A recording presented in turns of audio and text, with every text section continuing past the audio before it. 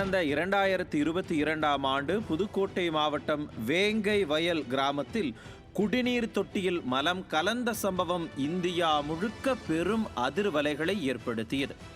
3 ஆண்டு காலம் அமைதி காத்துவிட்டு எதையோ மூடி மறைத்துவிட்டு இந்த வழக்கு விசாரணையின் போது கூட இன்னும் கால அவகாசம் வேண்டும் என்றெல்லாம் கேட்டுவிட்டு அடுத்த நாளே காலம் கடந்த அவசர குற்றப்பத்திரிகையை தாக்கல் செய்திருக்கிறது இந்த ஸ்டாலின் அரசு. சம்பவம் தொடர்பாக எதையோ மூடி மறைக்கத்தான் இந்த அவசரமோ என்ற சந்தேகம் ஏற்படுவதோடு திமுகவின் விசாரணை மீது மக்களுக்கு எப்படி நம்பிக்கை ஏற்படும்?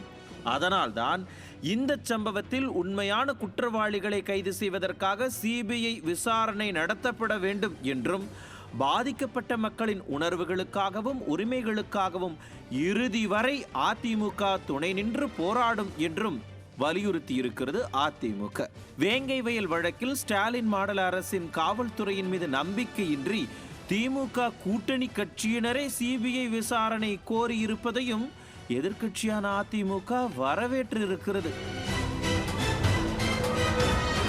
மேலும் இந்த வேங்கை வயல் வழக்கில் தமிழ்நாடு காவல்துறை பட்டியல் சமூகத்தைச் சேர்ந்த 3 குற்றவாளிகள் என கூறியிருப்பது அதிர்ச்சி அளிப்பதாகவும் சிபிசிஐடி சமர்ப்பித்திருக்கும் குற்றப்பத்திரிகையை விசாரணை நீதிமன்றம் ஏற்கக்கூடாது எனவும் மேல் விசாரணைக்கு உத்தரவிட வேண்டும் என்றும் வலியுறுத்தி இருக்கிறது விடுதலை சிறுத்தைகள் கட்சி. ஒருவரை பழிவாங்க வேண்டும் என்பதற்காக தாங்கள் குடிக்கும் தண்ணீரில் தாங்களே மலம் கலர்ந்திருப்பார்கள் என்று குறிப்பிட்டுள்ளது எந்த வகையிலும் ஏற்கத்தக்கதாக இல்லை என்றும் சம்பவம் நடந்து 2-3 ஆண்டுகள் கடந்துவிட்ட நிலையில் எப்படியாவது இந்த வழக்கை முடிவுக்கு கொண்டு வர வேண்டும் என்ற நிர்பந்தம் காரணமாக பாதிக்கப்பட்ட சமூக மக்களே இதற்கு காரணம் என்று சொல்வது சரியல்ல என்பதை சுட்டிக்காட்டி இருக்கிறது மார்க்சிஸ்ட் கம்யூனிஸ்ட் கட்சி.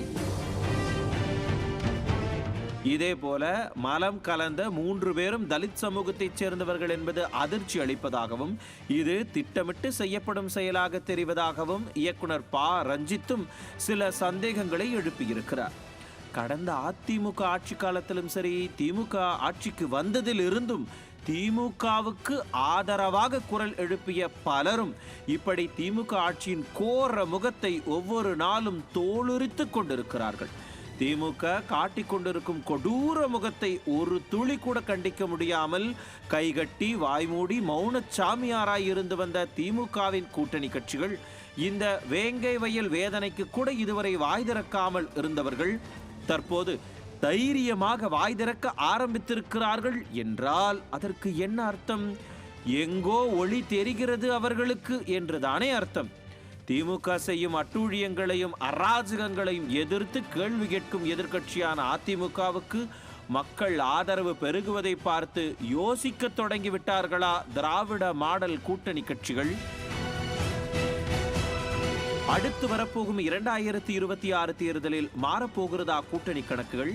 மாற்றத்தை நோக்கி நகர்கிறதா திராவிட மாடல் கூட்டணி கட்சிகள் என்பன போன்ற பல்வேறு கேள்விகளுக்கும் காலம் வெகு விரைவில் பதில் சொல்லத்தான் போகிறது. நியூஸ் ஜே செய்திகளுக்காக இணையாசிரியர் மனோஜ்குமார் கோபாலன்.